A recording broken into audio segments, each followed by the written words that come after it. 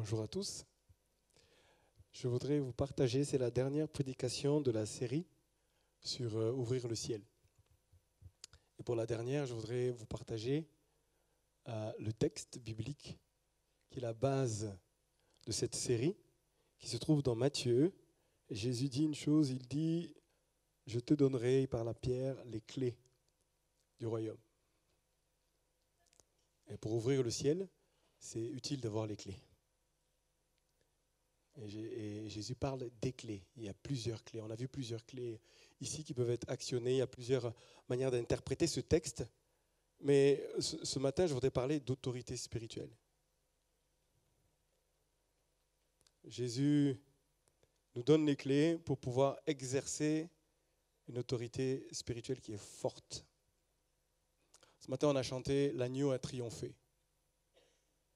Et des fois, je me dis, est-ce qu'on se représente ce qu'on chante ? La Bible nous dit, il a dépouillé les autorités et les dominations. Il les a livrées publiquement en spectacle, en triomphant d'elles par la croix. Et je crois que notre Église doit apprendre de nouveau, à prendre conscience que ces clés ont été données pour exercer l'autorité. Pour parler au nom de Jésus, pour agir au nom de Jésus, pour que la victoire qu'il a acquise puisse être manifestée pour nos vies, mais aussi pour d'autres. Et pour cela, j'avais envie ce matin de revenir au fait qu'il y a un ennemi.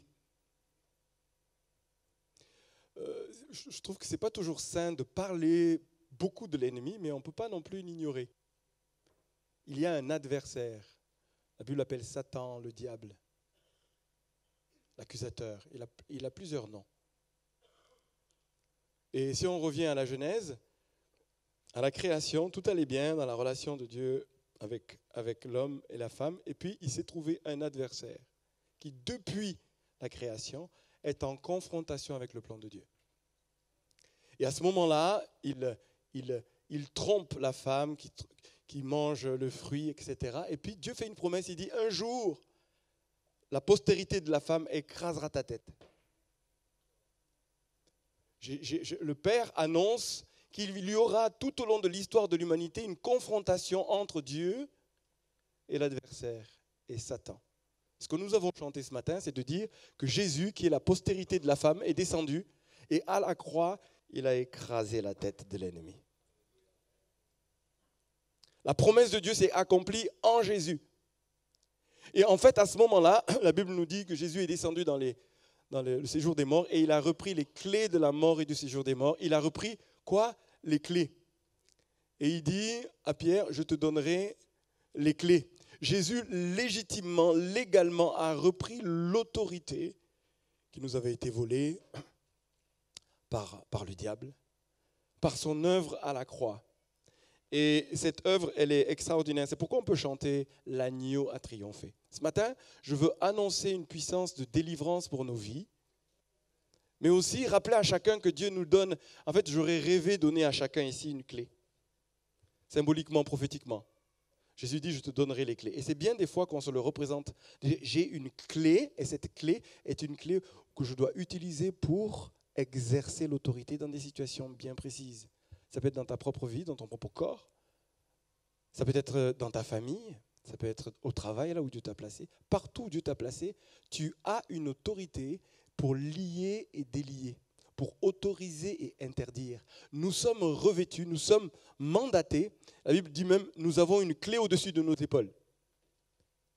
Cette clé est utilisée pour vraiment exercer pleinement une autorité spirituelle contre une activité que souvent nous ignorons. Nos yeux sont fermés sur les réalités spirituelles. Et je prie ce matin que nos yeux s'ouvrent pour voir non seulement le monde angélique, et Dieu nous ouvre les yeux sur Dieu, mais aussi sur le monde des ténèbres, sur lequel nous devons exercer une autorité. Tu veux bien me mettre le premier texte, s'il te plaît ? Dans la Bible, nous nous appelons clés, et ce n'est pas un accident, c'est un choix, suite à une compréhension de la volonté de Dieu, ou de ce que la Bible dit de clé. Il y a plusieurs textes bibliques qui utilisent le terme clé. C'est un symbole d'autorité. Parce que dans l'ancien temps, c'était un instrument lourd qu'un homme portait soit sur l'épaule, soit sur la ceinture, et puis ça servait à faire sauter les verrous des portes d'une ville. En fait, c'était un symbole. Celui qui avait les clés avait la ville. Celui qui perdait une ville dans un combat venait donner la clé à celui qui avait triomphé. Et il se soumettait en disant, tu as la clé. Celui qui a la clé a pleinement l'autorité sur la ville. Et cette clé vient pour fermer aux œuvres des ténèbres, aux étrangers, à ceux qui viennent pour confronter. C'est une clé qui est utilisée pour vraiment manifester l'autorité. En fait, souvent, c'était aussi les anciens de la ville. Il y avait peut-être un représentant des anciens, mais ils étaient ensemble, et ensemble, ils détenaient la clé. Et ce symbole est un symbole de dire, dans cette ville, les personnes qui ont l'autorité, ce sont ceux qui détenaient la clé. Et en fait, Jésus, quand la ville est un symbole aussi dans la Bible, on parle de la Jérusalem, c'est comme une ville, mais celui qui a la clé de la ville, même de Montpellier, c'est celui qui a l'autorité sur la ville. Et ce principe, aujourd'hui même, au XXIe siècle, existe. Il y a des gens qui spirituellement ont la clé de la ville. Et quand Dieu nous a donné ce nom, on ne savait pas que Montpellier signifiait montagne fermée au verrou. C'est Philippe Jaurès qui a reçu ce nom symboliquement en étudiant la parole. Puis quand il est arrivé ici, il est allé dans la bibliothèque, il a lu l'histoire de Montpellier et le nom Montpellier signifie montagne fermée au verrou. Et en fait, l'enjeu spirituel, c'est de prendre conscience que nous avons, et on va le voir, l'autorité pour vraiment reprendre les clés de la ville. Quand spirituellement on reprend les clés, il y a quelque chose qui s'ouvre, qui permet à une action souveraine du Saint-Esprit de se manifester. En fait, on va prier jusqu'à ce qu'il y ait une vraie conscience et que nous exercions ensemble cette autorité. Non seulement nous en tant que communauté, mais avec l'ensemble des communautés de la ville. C'est aussi un symbole de victoire dans le combat. Quand un roi perdait une cité, il remettait cette clé, comme je viens de le dire, au vainqueur. C'est aussi une protection et une identité commune. Avoir la clé est un signe de protection. Si celui qui avait cette clé-là est avec toi, pour toi, tu te sens en sécurité. Celui qui a la clé, qu'il l'utilise et qu'il l'exerce, ça produit une identité commune et puis une protection. Ceux qui vivent à l'intérieur sont protégés par ceux qui ont la clé. C'est aussi un signe, enfin, d'ouverture et d'échange avec le monde extérieur. On ouvre et on ferme. On va lire un texte dans Apocalypse 3, je n'en prends que 2, et il y aurait beaucoup à dire dessus, mais Apocalypse 3,7 nous dit, voici ce que dit le Saint, le véritable, celui qui tient la clé de David, celui qui ouvre et personne ne ferme, celui qui ferme et personne ne peut ouvrir. Dans Ésaïe 22, 22, il est dit, je mettrai sur son épaule, parlant de Jésus, la clé du royaume de David. Et quand il l'ouvrira, nul ne fermera, et quand il fermera, personne n'ouvrira. Dieu a donné à Jésus une clé d'autorité qui ferme, qui ouvre, qui a un plein sens de ça se passe par lui. Ça passe par ce que Jésus a fait. Ça passe par lui. Et ici, il est question de la clé de David. Qui c'est qui sait ce que ça signifie, le symbole de la clé de David? La clé de David. Pourquoi de David? Je n'entends pas. C'est l'homme selon le cœur de Dieu, oui. La promesse du trône, effectivement. Mais en fait, David a compris quelque chose de particulier. Il utilisait la louange comme une clé. Vous savez que David est un homme de louange. Les psaumes sont pleins, remplis de louanges. Il a établi le tabernacle de David où on louait Dieu 24 par 24. Il a compris, il a saisi une clé particulière par révélation. Et Jésus est le fils de David. Et vous savez, une église qui a compris que la louange est une clé de délivrance. Si dans notre église, l'esprit de louange continue comme ceci, ce matin, je voudrais nous encourager. On a adoré, on a béni Dieu, on a proclamé qui il était. Mais en fait, la louange, quand Jésus est élevé et adoré dans un lieu, il y a une clé qui nous est donnée pour ouvrir. Ça ouvre quelque chose dans le ciel. La présence de Dieu vient et ainsi les jugements de l'Éternel, l'intention de Dieu, la volonté de Dieu peut s'accomplir partout où il est adoré. Parce qu'on saisit la notion de clé. Moi, je rêve que notre Église puisse avoir ici, 24 heures sur 24, un jour, un lieu où on adore. Pourquoi? Parce que par cela, il y a des clés qui nous sont données. Dans la louange, dans l'adoration, il y a des révélations qui nous sont données. Vous savez, souvent les clés, c'est quoi? C'est des révélations de situations précises. Le nombre de fois où on a prié ici et au bout d'un moment, dans la louange, dans la prière, mes yeux s'ouvrent et je vois des réalités spirituelles. Mes yeux s'ouvrent. Il y a des révélations, il y a des situations précises où on peut aller dans l'esprit et exercer l'autorité que Dieu nous a donnée. La clé de David.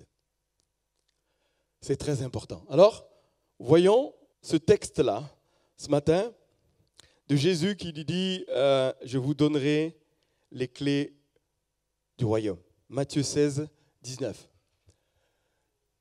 Ce que tu liras sur la terre sera lié dans le ciel, dans les cieux, et ce que tu délieras sur la terre sera délié dans les cieux. Je répète, je te donnerai les clés. Il y a plusieurs clés.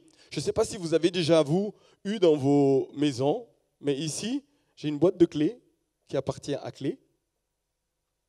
Et il y a plus de la moitié, si ce n'est pas les 3/4, on ne sait pas à quoi ça sert.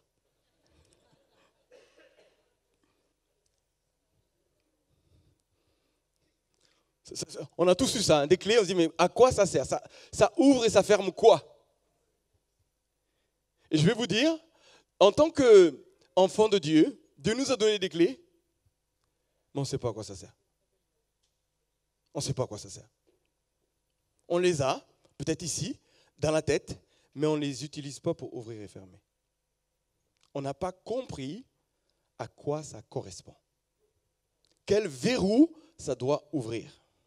Ça prend une révélation de comprendre que Dieu nous a mandatés pour, dans des situations données, ça passe par nos vies, d'aller dire « je ferme ». En fait, ce texte qui dit « ce que tu liras sur la terre », vous savez ce que ça veut dire concrètement? Ce que tu interdiras sur la terre sera interdit dans le ciel. Ce que tu délieras, ça signifie ce que tu autoriseras sur la terre sera autorisé dans le ciel.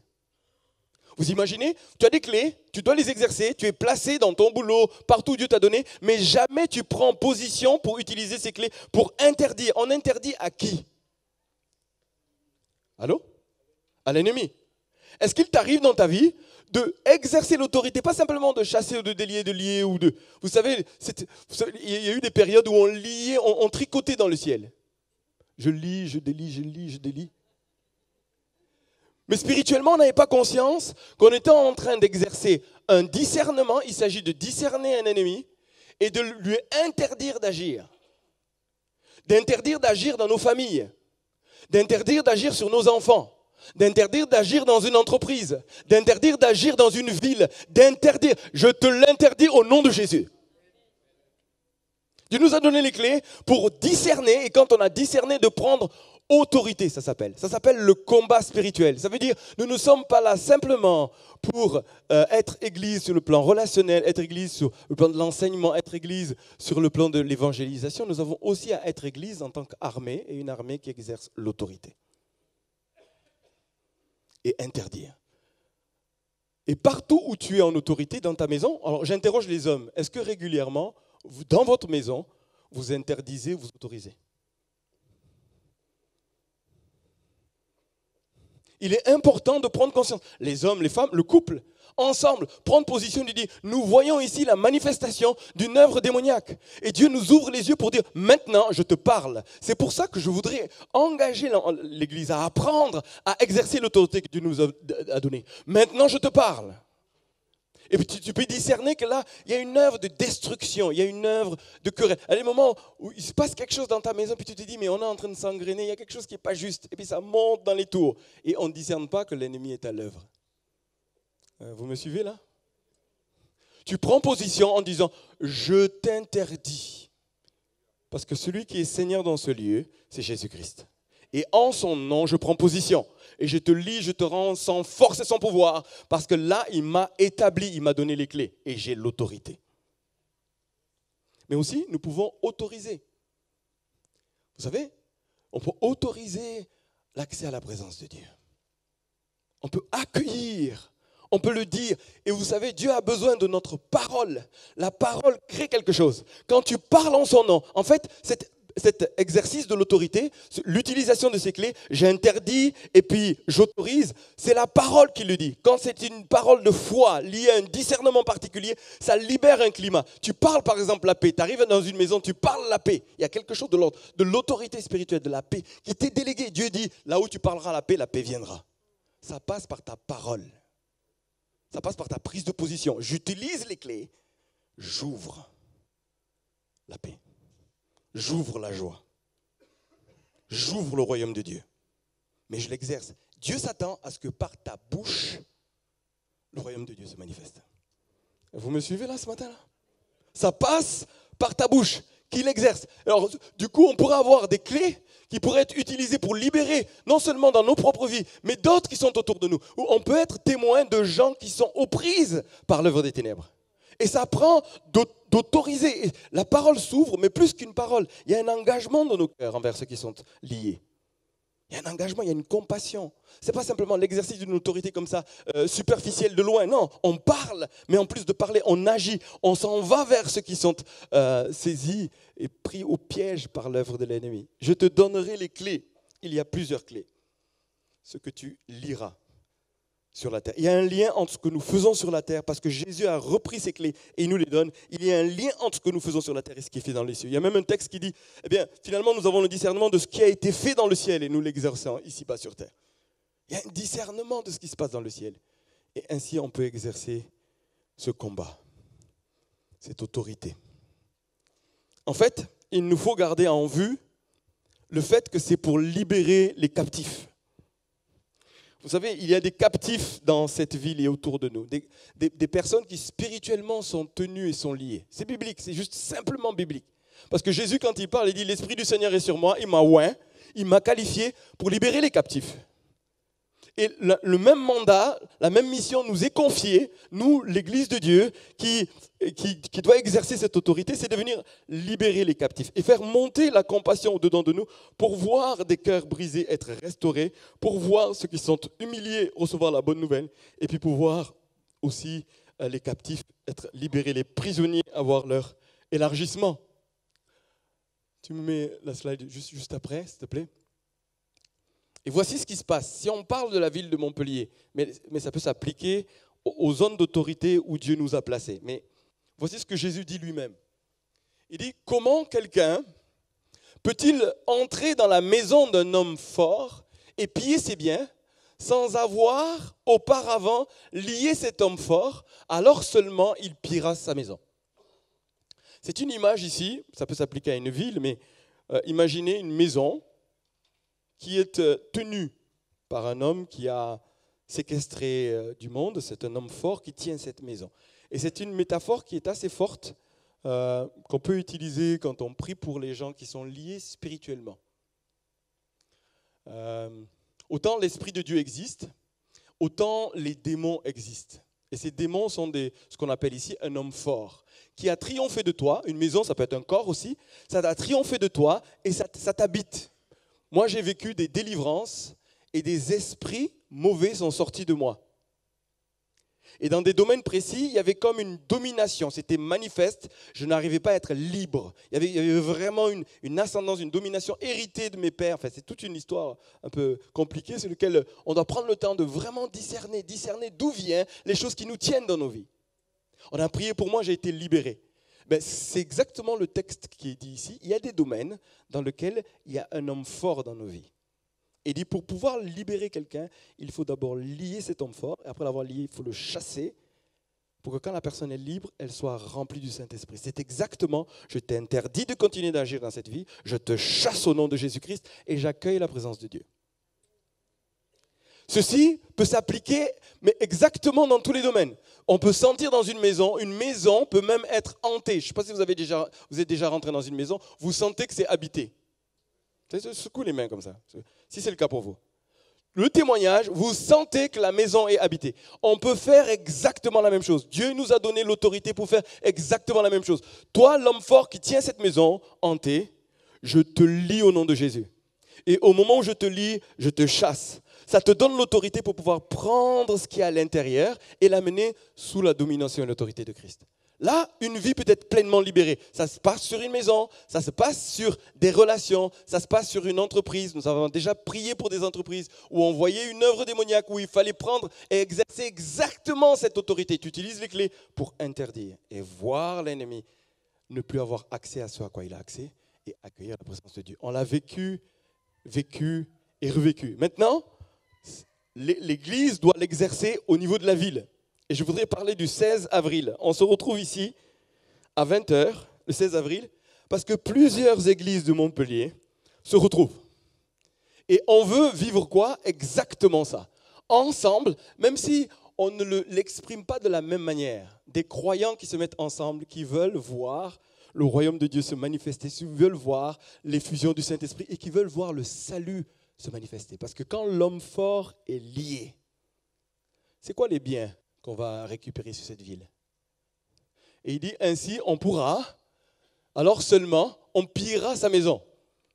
Qu'est-ce qu'on va piller si on lie l'homme fort de Montpellier? C'est une question. Les gens. En fait, on va libérer les captifs. L'homme fort fait qu'il est vraiment tenu, ils sont tenus. Il y a une domination, il y a comme une manifestation, une autorité spirituelle qui est là, que si nous n'exerçons pas cette autorité pour ouvrir. En fait, quand Jésus dit ça à Pierre, Pierre à un moment donné, il a été envoyé à Césarée vers Corneille, et à ce moment-là, il a ouvert la porte du salut envers les païens. Quand Jésus dit « je te donnerai les clés », il a utilisé ces clés pour ouvrir. Il est arrivé chez Corneille, qui priait, il ne connaissait pas Dieu, il n'avait jamais entendu parler de Jésus. Et puis à ce moment-là, Pierre vient, il annonce la bonne nouvelle. Au moment où il annonce la bonne nouvelle, le ciel est ouvert et le Saint-Esprit se répand. Vous vous souvenez de cette histoire? Il exerce une autorité, il ouvre la porte. Ceux qui ne connaissent pas Dieu, ils n'étaient pas juifs, et ils reçoivent le Saint-Esprit. La puissance de Dieu se manifeste. Le Saint-Esprit descend, ils se mettent à parler dans de nouvelles langues. À ce moment-là, Paul est en train de vivre exactement ce texte, je te donnerai les clés, et ce que tu ouvriras, ce que tu autoriseras, le Saint-Esprit va pouvoir l'utiliser pour se manifester puissamment. Et ce que nous voulons vivre dans ces temps de prière, de jeûne et de combat spirituel. C'est pourquoi nous n'avons pas peur dans notre Église de parler à l'ennemi, de résister à l'ennemi, de manifester une autorité spirituelle sur l'ennemi. Et ce n'est pas par présomption, ce n'est pas parce que moi je me sens fort par moi-même. Mais non, il nous a donné le mandat de le manifester, de le faire. Et nous le faisons ensemble, non seulement nous ici en tant qu'Église, mais Dieu nous a fait la grâce dans notre ville d'être en communion, en amitié avec d'autres églises de Montpellier. Lorsque les églises de Montpellier se retrouvent et se mettent à exercer cette autorité, il y a une puissance extraordinaire, une grâce particulière qui se passe et qui nous permet de vivre le royaume de Dieu et d'aller plus loin.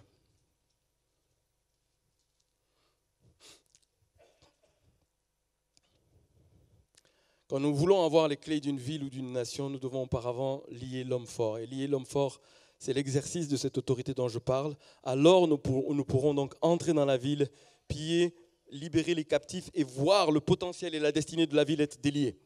Montpellier a un potentiel. Moi, je crois que Dieu a un peuple nombreux dans cette ville. Pour pouvoir vraiment libérer les captifs de cette ville, ça prend la louange dont on parle, la clé de David qui ouvre. Ça prend d'exercer l'autorité en discernant l'homme fort. Ça prend aussi d'aller concrètement, aller piller. Parce que des fois, on lit, on délie, on lit, on délie. Ce n'est pas accompagné d'une action pour venir prier pour les malades ou prier pour ceux qui sont démonisés. Exercer l'autorité pour vraiment les délivrer et les prendre. Ça demande aussi l'action d'aller et d'évangéliser ou de partager la foi, la bonne nouvelle. Et ça doit être accompagné par une action. Jésus, quand il a envoyé ses disciples, 2 par 2, à un moment donné, ils sont partis. Et quand ils sont partis, Jésus dit, je voyais Satan tomber du ciel comme un éclair. Ils allaient annoncer la bonne nouvelle. Pendant qu'ils annonçaient la bonne nouvelle, le diable était précipité. Concrètement, il y avait quelque chose qui le liait, qui le destituait. Parce que des croyants se mettent à partager l'évangile, à prier pour les malades, à avoir l'audace de venir délivrer tout ce qui était sous l'emprise, tout ce qui était comme tenu par cet homme fort, cet esprit fort qui dominait. Et puis ainsi, la puissance de l'évangile se manifeste. Donc, il y a le fait de combattre spirituellement et de libérer les captifs, mais il y a aussi le fait d'ouvrir la porte de l'évangile. Dans l'exercice de cette autorité, je parlais de de Pierre qui a ouvert la porte pour ceux qui n'étaient pas juifs. Il a accueilli ceux qui n'étaient pas juifs et puis ça a ouvert comme une nouvelle saison dans la vie de l'Église. Mais deuxièmement, c'est Paul qui cite beaucoup cette métaphore de la clé et de la porte qui s'ouvre. Et c'est dans 1 Corinthiens 16, 9. Il dit une porte grande et d'un accès efficace mais ouverte et les adversaires sont nombreux. Paul, il avait beaucoup d'adversaires. Il y avait les Juifs eux-mêmes qui étaient contre lui alors qu'il évangélisait parmi les non-Juifs. Puis il y avait aussi d'autres, mais il a été persécuté, il a vécu des choses mais vraiment terribles. Et à un moment donné, il y a une scène biblique où Paul se retrouve en prison après avoir évangélisé. Et il est avec Silas dans une prison alors que son dos est laminé. Ils ont été flagellés. Et puis ils se mettent à louer le Seigneur. Là, c'est la clé de David. Et tous les deux, ils se mettent à chanter les louanges de Dieu en pleine nuit. Là, il y a une révélation, je vous dis. Si en pleine nuit, ici à Montpellier, alors qu'on peut nous-mêmes soit nous sentir en prison ou même sentir que d'autres sont en prison, se mettre à avoir des nuits de prière en train de louer, d'adorer Dieu et en train de prier non seulement pour soi, mais pour d'autres, les portes des prisons se sont ouvertes, non seulement pour eux, mais les portes des prisons se sont ouvertes pour les prisonniers qui étaient là.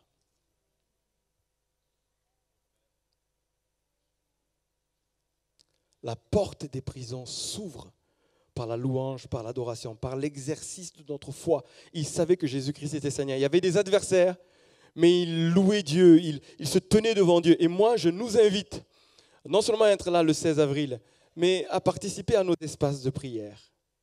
Et je crois que si notre Église doit être une clé et doit l'exercer, elle doit non seulement exercer un ministère pour Dieu dans l'adoration, mais elle doit aussi parler à l'ennemi. Parler à l'ennemi. Et je rêve que dans notre Église, les réunions de prière soient tellement pleines qu'on soit obligé d'envisager de faire des nuits de prière dans notre Église.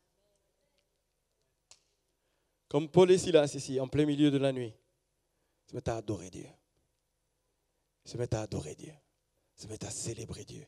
À croire en lui au-delà de ce qu'on peut ressentir, mais juste les yeux fixés sur lui en train d'adorer jusqu'à ce que les portes des prisons s'ouvrent. Ça, c'est la promesse de Dieu. Parce qu'on trouve des clés. Là, c'est une vraie clé. Ils sont emprisonnés, les portes des prisons s'ouvrent, non seulement les leurs, mais ceux des autres. Ça, c'est le royaume de Dieu qui est amené par ceux qui ont compris que Dieu leur a donné les clés du royaume. Les clés du royaume. Cette ville a besoin d'une puissance de délivrance, d'une puissance de guérison, d'une puissance de relèvement. L'évangélisation. Et je crois que notre Église va de plus en plus aller partager la foi. Je voudrais saluer le travail qui est fait avec Mireille et toute l'équipe d'évangélisation dans la rue. Hein? Tu peux te lever, Mireille? C'est quoi? C'est tous les... On peut l'applaudir. C'est tous les combien que vous allez dans la rue? Une fois par mois, hein? Ouais. Et quoi? Une dizaine? Vous êtes une dizaine allez? Une quinzaine? Ok. Amen. Amen. Amen. Amen. Wow. Amen. Amen. Amen. Amen. Et de belles choses dans cette ville de Montpellier. Et s'il vous plaît, soutenez-nous par la prière. Hein? Voilà. Et que chacun, dans son cœur, vraiment, et à cœur les perdus de Montpellier. Voilà. Que nous nous réveillons vraiment. Dans le nom de Jésus. Amen, amen. On peut applaudir.